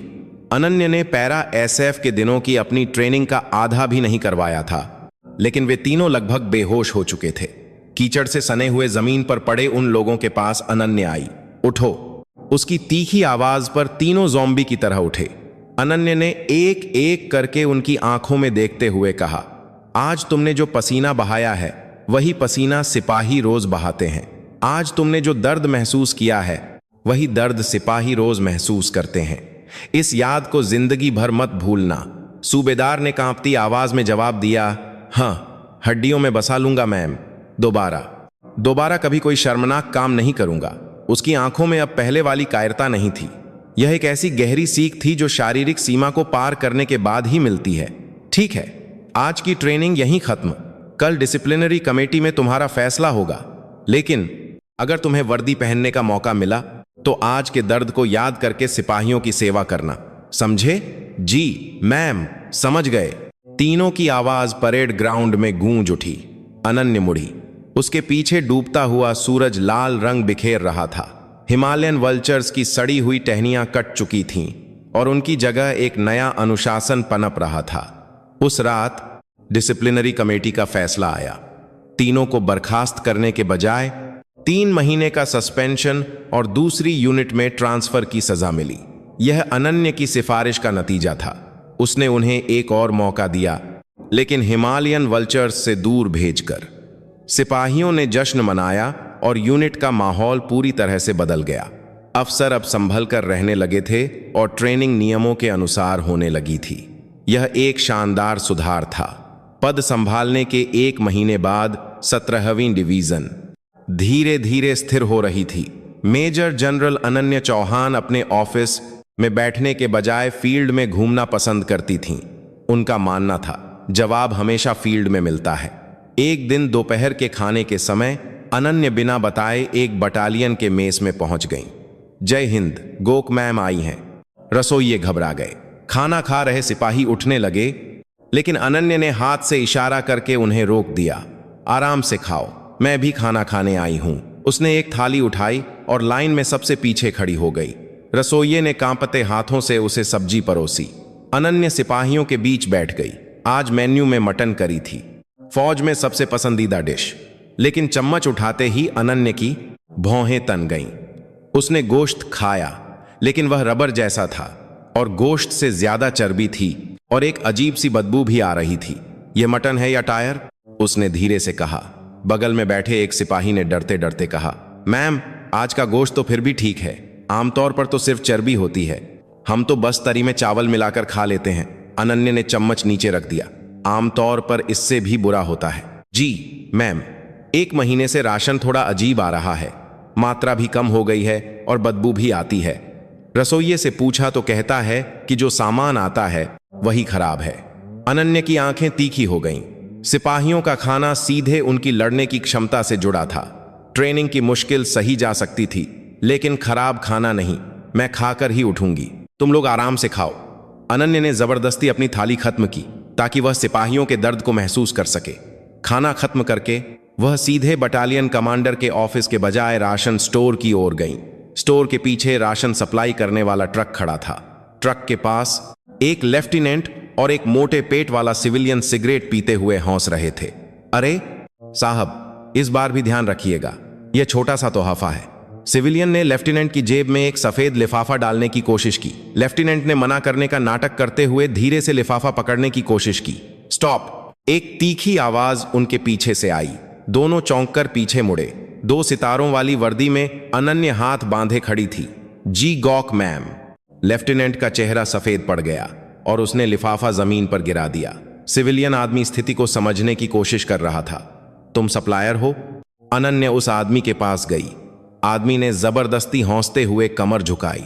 नमस्ते मैम, मैं इस यूनिट को राशन सप्लाई करने वाले शाही फूड्स का मालिक ओम प्रकाश दलाल हूं। ओम प्रकाश जी, मैंने अभी मेस में खाना खाया। गोश्त का स्वाद बहुत यादगार था, लगा जैसे टायर चबा रही हूं। ओम प्रकाश का चेहरा लाल पीला हो गया। वो आजकल मटन की सप्लाई थोड़ी खराब चल रही है। हाँ, अगली बार से मैं सबसे अच्छी क्वालिटी का भेजूंगा। अनन्य ने जवाब देने के बजाय ट्रक के पिछले हिस्से की ओर कदम बढ़ाए। दरवाजा खोलो। जी मैम, वो अंदर फ्रीजर है, थोड़ा गंदा है, खोलो। अनन्य के सख्त आदेश पर ओम प्रकाश ने कांपते हुए ट्रक का दरवाजा खोला। ठंडी हवा के साथ एक बदबूदार गंध बाहर आई। अनन्य अंदर गई और एक बक्सा खोला। उस पर देसी मटन का लेबल लगा था, लेकिन अंदर का माल काला पड़ चुका घटिया क्वालिटी का फ्रोजन मीट था। यहां तक कि एक्सपायरी डेट के लेबल पर भी छेड़छाड़ के निशान थे। यह है बेस्ट क्वालिटी? मेरी नजर में तो यह कूड़ा है। अनन्य ने गोश्त का टुकड़ा जमीन पर फेंक दिया। ओम प्रकाश घुटनों के बल गिर गया। मैम, एक बार माफ कर दीजिए। मेरे पिछले ऑपरेशंस ऑफिसर से बहुत अच्छे संबंध थे। मैंने सोचा नई गॉक मैम आई हैं तो थोड़ा सलाम कर लूं। उसने एक गलती कर दी। उसने विक्रम राठौड़ का नाम ले लिया था। अनन्य के होंठों पर एक कड़वी मुस्कान आई। ओह विक्रम राठौड़, तुम्हें पता है वो जेल में है? लगता है तुम भी जल्द ही अपने दोस्त से मिलने जाओगे। वहां आराम से दोस्ती निभाना। अनन्य ने मिलिट्री पुलिस को बुलाया। लेफ्टिनेंट, तुम रिश्वत लेने की कोशिश और ड्यूटी में लापरवाही के लिए जांच का सामना करोगे। और ओम प्रकाश जी, आपको मिलिट्री सप्लाई में धोखाधड़ी के आरोप में सिविल पुलिस को सौंपा जाएगा। यह सारा कूड़ा वापस ले जाओ और अब तक जो घोटाला किया है उसे चुकाने की तैयारी करो। ओम प्रकाश जमीन पर बैठकर रोने लगा। मिलिट्री पुलिस आई और दोनों को ले गई। अनन्य ने स्टोर में बचे राशन को देखते हुए एक गहरी सांस ली। इस कूड़े को सिपाहियों को खिलाया गया था। यह सोचकर उसका खून खौल रहा था। उसने अपनी जेब से फोन निकालकर कोर हेडक्वार्टर के सप्लाई ऑफिसर को फोन किया।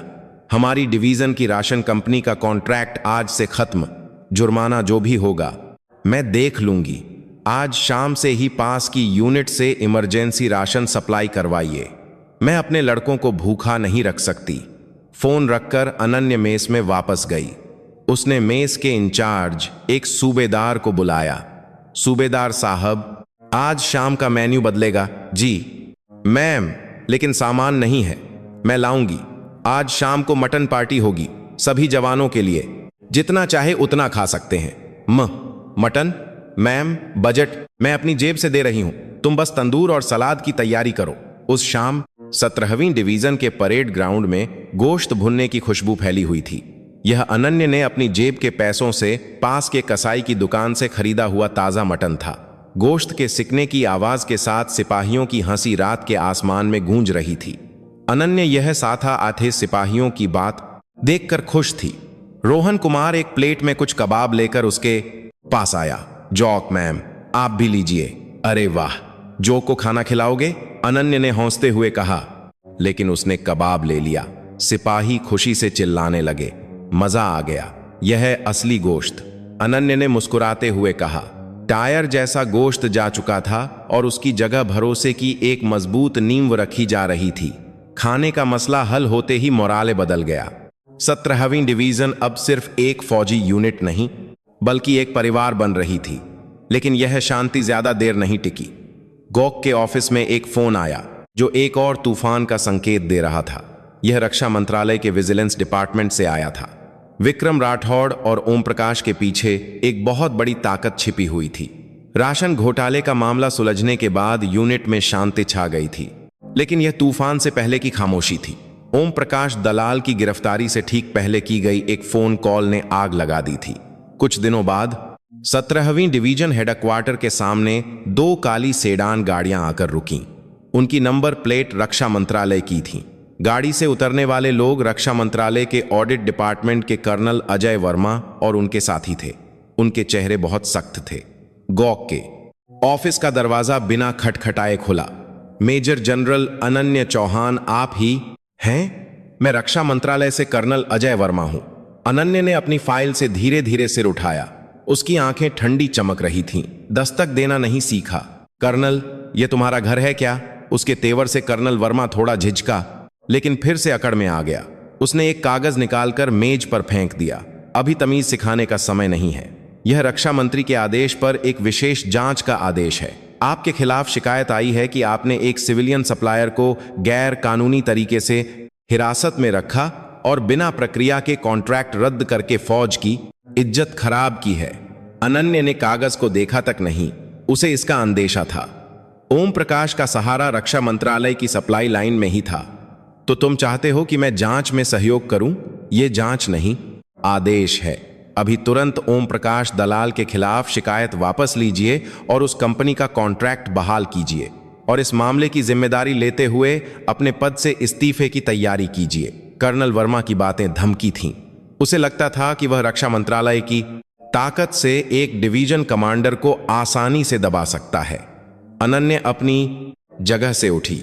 वह धीरे धीरे कर्नल वर्मा के सामने आई। कद में दोनों बराबर थे, लेकिन अनन्य का दबदबा कहीं ज्यादा था। कर्नल वर्मा, तुमने ओम प्रकाश से कितने पैसे खाए हैं? कर्नल वर्मा की आंखें फैल गईं। क्या बकवास कर रही हैं आप? जबान संभाल कर बात कीजिए। मानहानि का एक और केस लगवाना है क्या? मानहानि? सड़ा हुआ गोश्त सिपाहियों को खिलाने और रिश्वत लेने वालों को बचाना। क्या रक्षा मंत्रालय की मानहानि नहीं है? अनन्य ने अपनी दराज से एक मोटी फाइल निकाली और कर्नल वर्मा के सीने पर दे मारी। जानते हो यह क्या है? ओम प्रकाश के ऑफिस से मिली एक खुफिया डायरी की कॉपी। इसमें बहुत जाने पहचाने नाम हैं।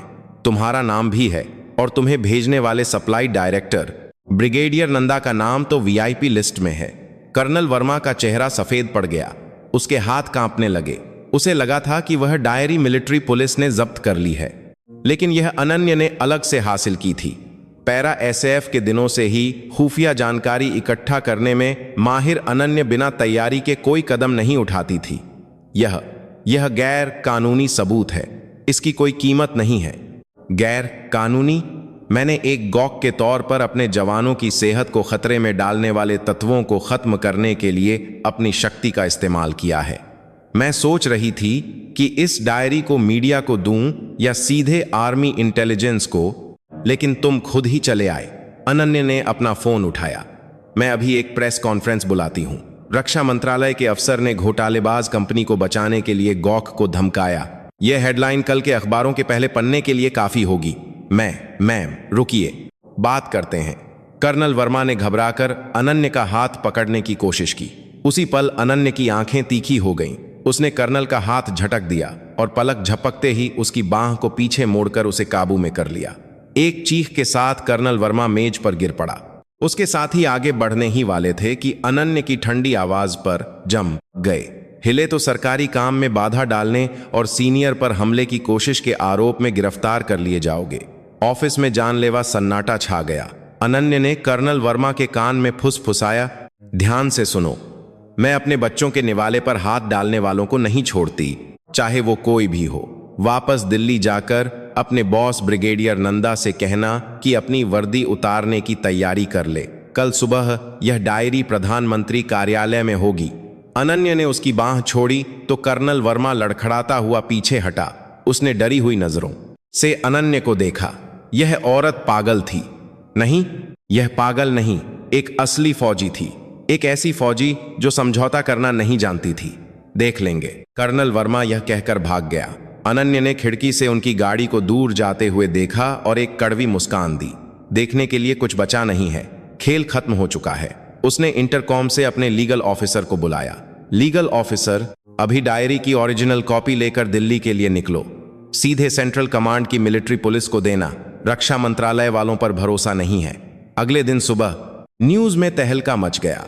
मिलिट्री सप्लाई में घोटाले के आरोप में रक्षा मंत्रालय के एक ब्रिगेडियर और एक कर्नल समेत 5 बड़े अफसर गिरफ्तार हो गए थे। 17वीं डिवीजन के सिपाही टीवी देखकर खुशी से चिल्ला रहे थे, वाह, हमारी गॉक मैम ने सबको साफ कर दिया, अब हमसे कोई पंगा नहीं लेगा। अनन्य ने टीवी बंद कर दिया और खिड़की के बाहर देखा। दूर पहाड़ों पर सफेद बर्फ चमक रही थी। अंदर के दुश्मन तो खत्म हो गए थे, लेकिन एक फौजी का असली काम लड़ना होता है। अब असली ताकत दिखाने का समय आ गया था। जनवरी का महीना था। आर्मी का वॉर गेम एक्सरसाइज का समय आ गया था। इस बार यह एक तरफा अभ्यास नहीं था। आर्मी हेडक्वार्टर के विशेष आदेश पर पड़ोसी 21वीं डिवीजन और 17वीं डिवीजन के बीच एक मुकाबला तय हुआ था। 21वीं डिवीजन का गोक मेजर जनरल हर्षवर्धन पाटिल एक रूढ़िवादी और अहंकारी अफसर था। वह हमेशा एक महिला गोक अनन्य चौहान को नीची नजर से देखता था। औरत गॉक बनेगी, दुनिया खत्म होने वाली है, इस बार मैं उसकी अक्ल ठिकाने लगा दूंगा। जनरल पाटिल ने ट्रेनिंग से पहले की मीटिंग में बड़ी बड़ी बातें की। 21वीं डिवीजन के पास ज्यादा सिपाही और नए हथियार थे। कागज पर 17वीं डिवीजन कमजोर थी। अभ्यास के दिन लद्दाख का एक विशाल पहाड़ी इलाका युद्ध का मैदान बन गया। तापमान -20 डिग्री था। ऑपरेशन रूम में बैठी अनन्य नक्शे को देख रही थी। दुश्मन सीधा हमला करेगा। जनरल पाटिल एक किताबी कमांडर है। वह अपनी पूरी ताकत से बीच में हमला करेगा। ऑपरेशन ऑफिसर ने पूछा, तो क्या हमें बचाव करना होगा मैम? हमारे पास उनसे 1.5 गुना कम सैनिक हैं। अनन्य ने सिर हिलाया। नहीं, बचाव का मतलब मौत है। हम भूत बन जाएंगे।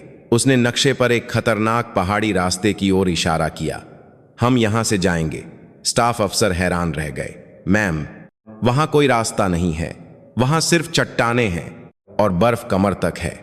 इसीलिए हम वहां से जाएंगे। दुश्मन ने भी वह जगह खाली छोड़ी होगी। अनन्य उठी और अपनी वर्दी पर एक सफेद स्नो कैमोफ्लेज जैकेट पहन ली। मैं एक बटालियन के साथ खुद घुसपैठ करूंगी। बाकी सेना सामने से सिर्फ शोर मचाएगी। जब तक हम एक बात के एकराक दुश्मन के हेडक्वार्टर पर हमला नहीं करते, तुम्हें टिके रहना होगा। मैम, आप खुद जाएंगी? यह खतरनाक है। कम्युनिकेशन वायरलेस पर होगा और मेरा मैदान में होना ही सबसे तेज कमांड है। रोहन कुमार, तैयार हो? कोने में खड़ा रोहन कुमार, जो अब गॉक का पर्सनल रेडियो ऑपरेटर बन गया था, उठ खड़ा हुआ। जी मैम, पूरी तरह तैयार। चलो एक नया इतिहास बनाने। रात 10 बजे 17वीं डिवीजन के 400 सिपाही भूतों की तरह एक खतरनाक पहाड़ी पर चढ़ रहे थे। बर्फीले तूफान में कुछ भी नहीं दिख रहा था। सिपाहियों ने एक दूसरे की कमर में रस्सी बांधी और चुपचाप आगे बढ़ते रहे। अनन्य सबसे आगे रास्ता बना रही थी। दूसरी ओर 21वीं डिवीजन अपने गर्म बंकरों में जीत का यकीन किए बैठी थी। 17वीं डिवीजन वाले हिल भी नहीं रहे। सुबह होते ही तोपों से हमला करके उन्हें खत्म कर देंगे। जनरल पाटिल कॉफी पीते हुए आराम कर रहा था। उसे सपने में भी गुमान नहीं था कि उसकी पीठ पर हमला होने वाला है। सुबह 3 बजे 21वीं डिवीजन के हेडक्वार्टर से 500 मीटर दूर बर्फ के नीचे दबे सफेद ढेर हिले। यह अनन्य और उसके 400 सिपाही थे। वे 5 घंटे की चढ़ाई के बाद दुश्मन के दिल में पहुंच चुके थे। सब अपने लेजर इक्विपमेंट चेक करो। हमले का सिग्नल मेरी गोली की आवाज होगी, अनन्य ने धीरे से कहा। उसने नाइट को इन्हें विजन गॉगल्स पहने और अपनी राइफल तान ली।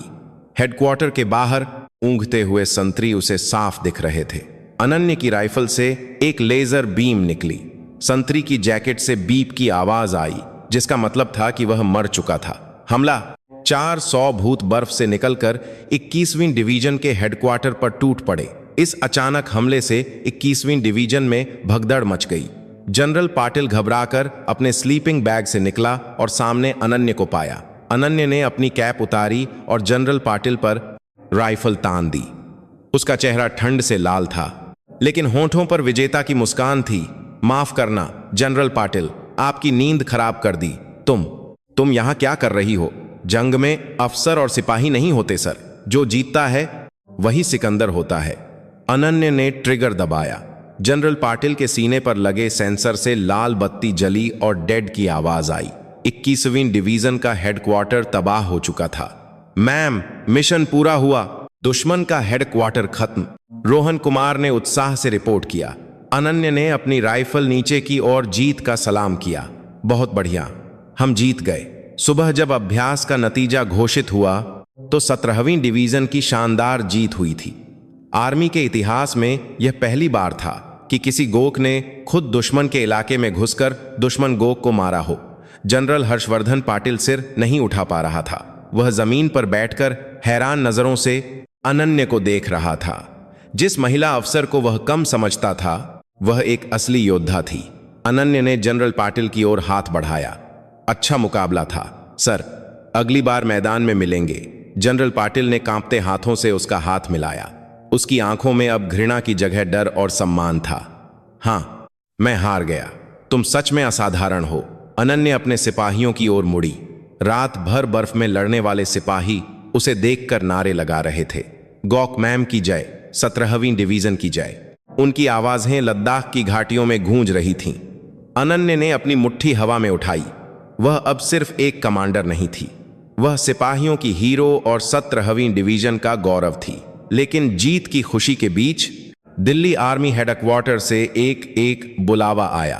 अभ्यास का नतीजा इतना अभूतपूर्व था कि चीफ ऑफ आर्मी स्टाफ खुद उससे मिलना चाहते थे, और उस बुलावे के पीछे एक और बड़ा मिशन इंतजार कर रहा था।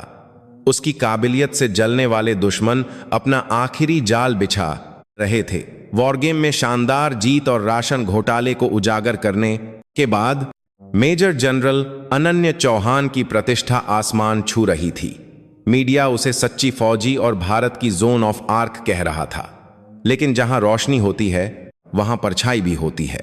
सेना के भीतर बैठे पुराने और भ्रष्ट अधिकारियों ने उसके खिलाफ आखिरी हमला करने की तैयारी की। इसका नेतृत्व कर रहा था आर्मी हेडक्वार्टर का personnel director lieutenant general Vikramjit Singh Bakshi. वह गिरफ्तार हुए सप्लाई डायरेक्टर का बैचमेट था और विक्रम राठौड़ के परिवार से भी उसके पुराने संबंध थे। उसने अनन्य को अगला प्रमोशन लेने से रोकने के लिए एक झूठा मीडिया अभियान शुरू किया।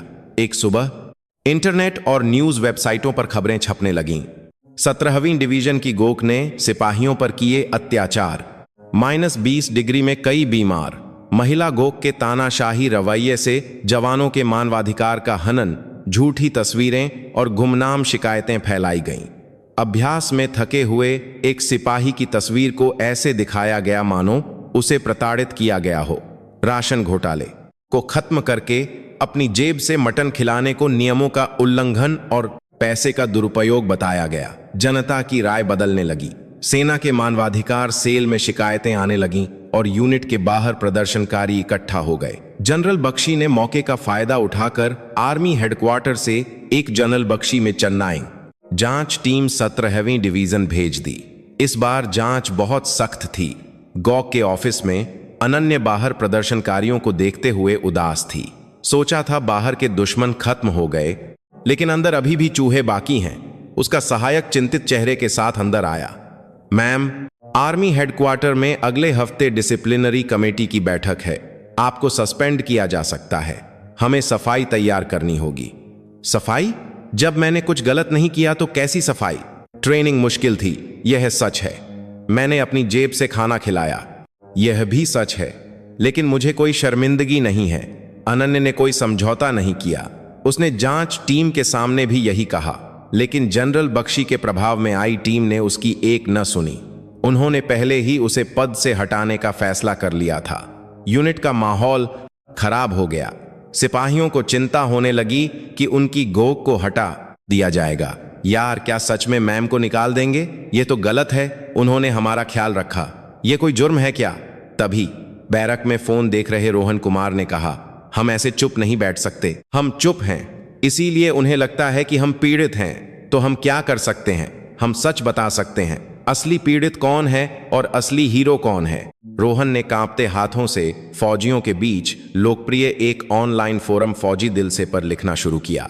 मैं 17वीं डिवीजन का सिपाही रोहन कुमार हूं। न्यूज में जो कुछ भी दिखाया जा रहा है वह सब झूठ है। उसने बताया कि कैसे अनन्य चौहान ने ट्रेनिंग में उसकी जान बचाई थी, कैसे उसने 40 किलोमीटर मार्च में एक सिपाही का बैग उठाया था और कैसे उसने सड़ा हुआ खाना हटवाकर अपनी जेब से मटन पार्टी दी थी। और आखिर में उसने लिखा, हमें प्रताड़ित नहीं किया गया। हमें पहली बार एक फौजी होने का सम्मान मिला। हम उस ठंड में इसलिए टिक पाए क्योंकि हमारी गौक मैम सबसे आगे खड़ी होकर हवा को रोक रही थीं। कृपया हमारी गौक को बचाइए। रोहन का पोस्ट एक चिंगारी बन गया। 17वीं डिवीजन के सभी सिपाही कमेंट करने लगे और अपनी गवाही देने लगे। रिटायर्ड फौजी भी शामिल हो गए। मैं पिछले महीने रिटायर हुआ हूं। अनन्य चौहान एक सच्ची फौजी हैं। जनता की राय एक ही रात में 180 डिग्री बदल गई। जब पता चला कि यह एक झूठा अभियान था तो लोगों का गुस्सा आर्मी हेडक्वार्टर और जनरल बख्शी की ओर मुड़ गया। प्रधानमंत्री कार्यालय में एक ऑनलाइन याचिका शुरू हुई जिसमें अनन्य चौहान की सजा रद्द करने और भ्रष्ट अधिकारियों को दंडित करने की मांग की गई और कुछ ही घंटों में उसे 2 लाख से ज्यादा लोगों का समर्थन मिला। डिसिप्लिनरी कमेटी के दिन आर्मी हेडक्वार्टर के कॉन्फ्रेंस रूम में बैठा जनरल बख्शी पसीना पसीना हो रहा था। मामला बिगड़ते देख रक्षा मंत्री ने भी उससे पल्ला झाड़ लिया था। अनन्य अपनी सेरेमोनियल ड्रेस में कमरे में दाखिल हुई। मेजर जनरल अनन्य चौहान, आपके खिलाफ आरोप हैं कि। जनरल बख्शी ने बोलना शुरू ही किया था कि अनन्य ने उसे टोक दिया। आरोप? सिपाहियों को मजबूत बनाने का जुर्म या उन्हें अच्छा खाना खिलाने का, या फिर नाकाबिल और भ्रष्ट अफसरों की नींद हराम करने का जुर्म? क्या? जबान संभालो। लेफ्टिनेंट जनरल विक्रमजीत सिंह बख्शी, आपको लगता है मुझे नहीं पता कि आपने विक्रम राठौड़ के पिता से रिश्वत लेकर उसे बचाया था? अनन्य ने अपनी जेब से एक और रिकॉर्डर निकाला। यह विक्रम राठौड़ की गिरफ्तारी के बाद जनरल बख्शी और उसके बीच हुई बातचीत की रिकॉर्डिंग थी। अनन्य ने खुफिया तरीके से राठौड़ की जेल मुलाकातों पर नजर रखी थी। तुम बस इस बार चुप रहो, मैं तुम्हें बाहर निकलवा दूंगा। और अनन्य चौहान, उसे तो मैं किसी भी तरह से बर्बाद कर दूंगा। रिकॉर्डिंग सुनते ही कमरे में सन्नाटा छा गया। जनरल बख्शी का चेहरा सफेद पड़ गया और वह कुर्सी पर गिर गया। अब तुम्हारा फैसला मैं नहीं करूंगी, देश और कानून करेगा। दरवाजा खुला और मिलिट्री पुलिस के अफसर अंदर आए। जनरल बख्शी को रिश्वत और सत्ता के दुरुपयोग के आरोप में वहीं गिरफ्तार कर लिया गया। उसकी चीखें किसी हारे हुए जानवर जैसी थीं। अनन्य कमेटी रूम से बाहर निकली और आसमान की ओर देखा। काले बादल छोट रहे थे। उसे किसी रैंक या ताकत ने नहीं बचाया था, उसे उनटेक कोलात बाकर सिपाहियों ने बचाया था जिनकी उसने दिल से सेवा की थी। समय बीता और मार्च का महीना आ गया। लद्दाख की बर्फीली हवा थम गई थी और पहाड़ों पर बर्फ पिघल रही थी। 17वीं डिवीजन अब भारतीय सेना की सबसे मजबूत और अनुशासित यूनिट बन चुकी थी। और आज सिपाही रोहन कुमार का रिटायरमेंट का दिन था। मेन गेट पर रोहन अपनी सबसे अच्छी वर्दी में खड़ा था। उसके दोस्त और जूनियर उसे कंधों पर उठाकर विदाई दे रहे थे। बहुत बढ़िया रोहन, बाहर जाकर खूब पैसे कमाना। जब रोहन गेट से बाहर निकलने ही वाला था कि हेडक्वार्टर से एक जिप्सी आई। गाड़ी पर गॉक का स्टार प्लेट लगा था। गाड़ी रुकी और पीछे से अनन्य चौहान उतरी। उनके हाथ में एक छोटा सा शॉपिंग बैग था। जी गॉक मैम, रोहन ने घबराकर सलाम किया।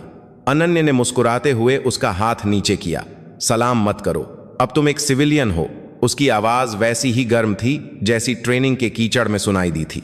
अनन्य ने उसे बैग दिया। यह लो, बाहर पहनने के लिए जूते। तुमने बहुत मेहनत की है, अब अच्छी जिंदगी जियो। बैग में एक ब्रांडेड स्पोर्ट्स शूज थे। रोहन की आंखें नम हो गईं। एक सिपाही की विदाई पर गॉक का खुद आकर तोहफा देना अकल्पनीय था। शुक्रिया मैम, बहुत बहुत शुक्रिया। रोहन ने आंसू रोकने की कोशिश की। उसे पिछले सर्दियों के वे मुश्किल दिन याद आ गए, लेकिन हर याद में अनन्य चौहान उसके साथ थीं। रोहन कुमार, तुम मेरी फौजी जिंदगी के सबसे गर्व करने वाले जवानों में से एक थे। तुम्हारी हिम्मत ने मुझे भी ताकत दी। बाहर जाकर भी इसी हिम्मत से जीना। याद रखूंगा मैम, आप भी अपना ख्याल रखिएगा। मैं 17वीं डिवीजन को कभी नहीं भूलूंगा। रोहन ने एक बार फिर से सलाम किया, इस बार एक फौजी के तौर पर नहीं, बल्कि एक गुरु के प्रति सम्मान में। जय हिंद। अनन्य ने भी सावधान होकर सलाम का जवाब दिया। जय हिंद, अलविदा। रोहन गेट से बाहर निकल गया। उसने पीछे मुड़कर नहीं देखा, लेकिन उसे महसूस हो रहा था कि उसकी पीठ के पीछे 17वीं डिवीजन का झंडा और उसे विदा करती हुई अनन्य चौहान एक पहाड़ की तरह खड़ी हैं। रोहन के जाने के बाद अनन्य अपने सहायक के साथ परेड ग्राउंड में टहल रही थी। नई घास उग आई थी और नए रंगरूट नारे लगाते हुए दौड़ रहे थे। सहायक जी मैम, इस साल की कमांडो ट्रेनिंग की तारीख तय हुई, अगले महीने है। मैम, अनन्य मुस्कुराई। बहुत बढ़िया, इस बार 2 दिन और बढ़ा दो और मैं भी हिस्सा लूंगी। इस बार गैस चैम्बर में राष्ट्रगान 2 बार गाना है, सबको बता देना। सहायक का चेहरा उतर गया, लेकिन अनन्य के कदम पहले से कहीं ज्यादा हल्के थे। लद्दाख की बसंत की हवा उसके 2 सितारों को छूकर गुजर रही थी। सड़ा हुआ मांस कट चुका था और उसकी जगह एक मजबूत और नई त्वचा आ गई थी। जब तक वह थी, भारतीय थल सेना की 17वीं माउंटेन डिवीजन हिमालयन वल्चर्स कभी नहीं झुकेगी। सितारों का ट्रेनिंग ग्राउंड, वह एक नर्क था, लेकिन साथ ही एक ऐसी जगह भी थी जहां असली फौजी पैदा होते थे। और वह कहानी आज भी जारी है।